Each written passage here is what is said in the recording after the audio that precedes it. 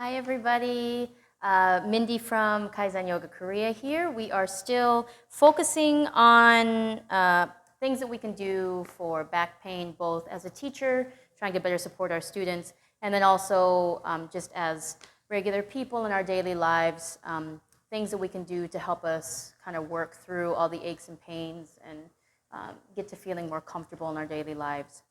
What I want to focus on today, so this is kind of meant to be progressive. The first video in the series was what to do if you're completely kind of laid out, if you've thrown out your back, you really can't get out of bed, things that you can do right away to help speed up the mobilization process. So the second video was focused on things that you can do at your desk or things that aren't really inhibited by needing a certain space or certain tools, movements that are very accessible that you can integrate into daily life.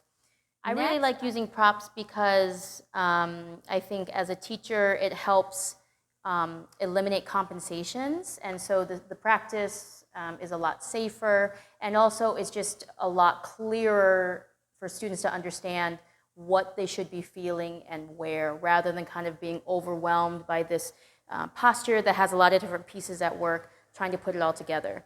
So the added support is always really beneficial. So today the main thing we're going to be focused on is how to integrate the use of the strap. I really like using straps because they are quite readily available and pretty affordable. This just kind of basic plastic step stool that I got at the Korean equivalent of a dollar store, so at Daiso. And then this just serves the same purpose, where it helps bring the floor up, but it's more readily available and more accessible in terms of cost. So these are the tools that I really want you to be focused on here, something to bring the floor up, and then if you have this lying around, or if you have maybe like a towel you could use, just something to make things a little bit more comfortable. That's to your benefit. So getting started, I'm going to use either a block or my step stool here. Make a circle with your strap. I'm going to start with my right leg. Take your leg inside and then put the strap around your neck, like so. Same leg, same arm, inside. Pull your shoulder through. Now, what I want you to focus on, notice if my leg starts to drop, my torso goes with it. What I want to do, I'm actually going to tighten this a little bit. I'm going to focus on using the strength of my hip flexor here to pull my thigh towards my belly, which allows me to posture up. Pull the thigh in, sit taller, and notice I'm trying to get my thigh to squeeze to my belly. Okay. 5 breaths to your capacity, and then we'll switch sides. So switching sides, you have the option to stay seated, and I'm going to show you a progression coming into a standing variation. Making sure to use some sort of wall support so it doesn't feel precarious like you're going to fall over. Balance is an issue. Please stay seated. Same thing. So I'm going to make a little bit of a bigger loop because I'm standing up. I'm going to take my left thigh through. We're doing the opposite side. Hook my neck. Same leg, same arm. Pull it around the shoulder. And again, it's like a sash. The pressure should be on the opposite side of my neck. So left thigh, right side of the neck. Now, pull it a little bit tighter, and you have to pull it past your butt so it's still staying hooked on the thigh here. Using wall support, again, notice if the leg starts to hang. If I get really greedy and I'm trying to touch my foot, I've lost the posture. The objective here is for the thigh to pull into the belly, and the strap will inform that. Pull the thigh up so it's light on the strap, and then pull the chest up to meet the strap. Okay? So once we've arrived here, right, when we're not even really using the strap, then we go to the knee, then we go to the, we come into the fuller expression of the posture.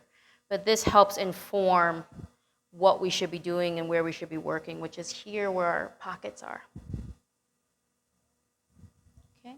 Slowly coming out of this, I'm going to slide this off on my shoulder first, and then my leg will drop down. Coming into a Navasana variation, I'm going to make a circle, and my butt's going to go inside the circle. So the most accessible variation of this is to sit higher up. Again, you can do this in a chair. If it feels like you have the space, again, you just progressively work down to the floor where you don't have any sort of height support. Strap it up tight, closer to the knees, and then just at the base of the ribs. Okay, I'm coming onto my tiptoes a little bit. So, from here, you can see where the strap is landing on my body. Okay? What I'm doing is posturing up against the strap. I don't want to pull backwards like this. And again, if this is making you feel a little bit nervous, please feel free to do this against the wall so you have that extra support. From here, you can use the hands for extra support, squeeze your back, posture up. I want to think about stretching my belly as long as possible and then pushing my belly button towards my thighs. Again, it's this idea that these two pieces here, this angle is trying to get closer together. So, trunk goes forward, the thighs pull in. A couple more breaths. Okay. Again, progressively. If this feels available, you get rid of the height. Come closer to the floor. This is going to be a little bit more challenging. And then again, strap it up. Okay. So, I'm just going to demonstrate the different variations here, how to go from kind of like 0 to 5. First, we just start here. Again, giving ourselves a lot of support. My feet are flat and open. From there, moving on. We would start by bringing the feet and then eventually the knees together. Notice I'm staying upright, using the support of the hands. From there, tippy toes. If we're at tippy toes and we can maintain the structure of the trunk, then we start to walk in. The minute we start to lean backwards or we start to slump forward, we know that we've hit our threshold and that's our working space. From here. If we're able to stay here, our next progression is to take our hands to the floor. We're not grabbing. I'm still trying to lift. Okay? 1, 2, and lastly, no hands. We did it. Okay? 1, 2, 3, 4, 5. If you're feeling super ambitious, lift up. Okay? Exhale, release. Next, we're going to be using wall support. Make a circle. Put it around you.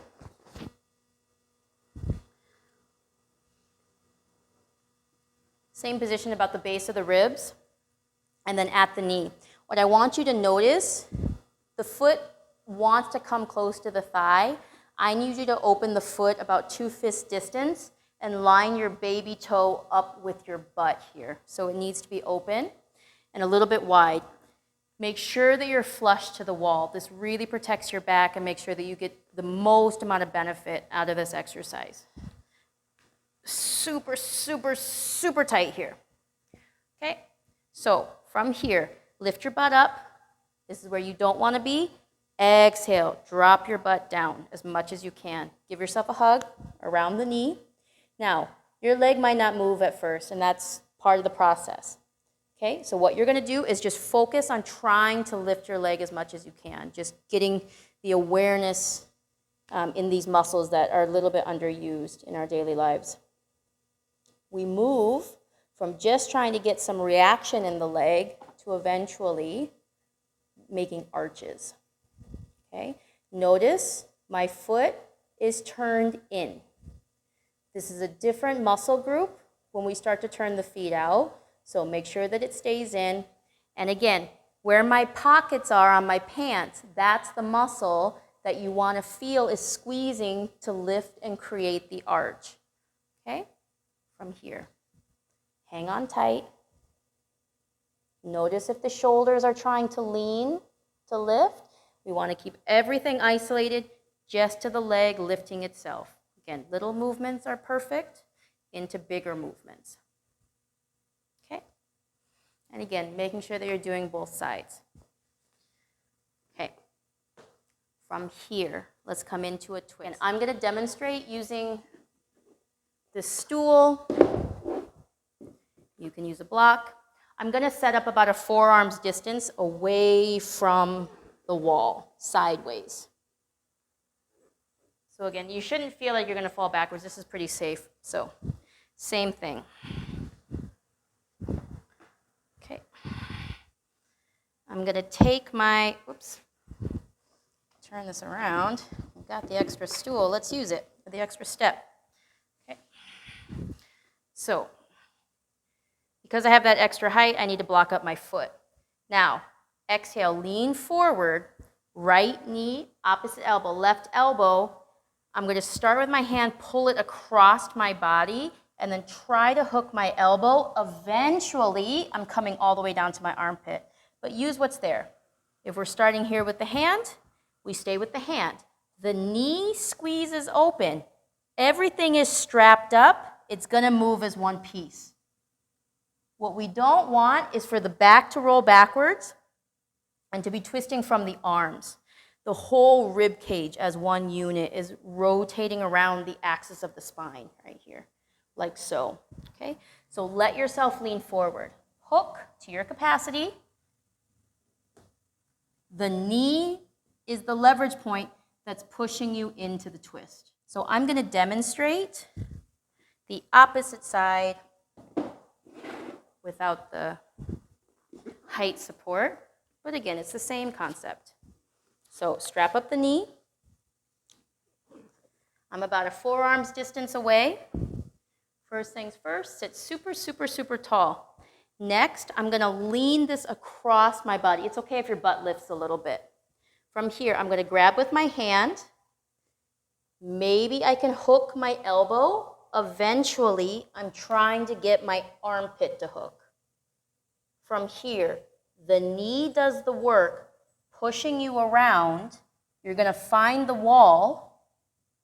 Use the hands to sit taller. Ooh, lots of pressure on my belly. Couple of breaths here. It's really nice to do this one after you just did the leg lifts, because this muscle is what actually helps you anchor into this posture. So it helps, one informs the other. Okay. Shavasana. Supported Shavasana position to help kind of settle the hips. So I'm going to wrap the strap around my thighs. Again, the block is not necessary. It's just a little bit more comfortable. I'm going to wrap around the thicker part of my thighs. And then if you can see, my feet are kind of making kind of a triangle here. So feet are wider, knees are more narrow. And then this extra space, what's happening is that the bones are just allowed to kind of separate a little bit, and everything is able to drop in. So this is a really good position to help decompress the low back.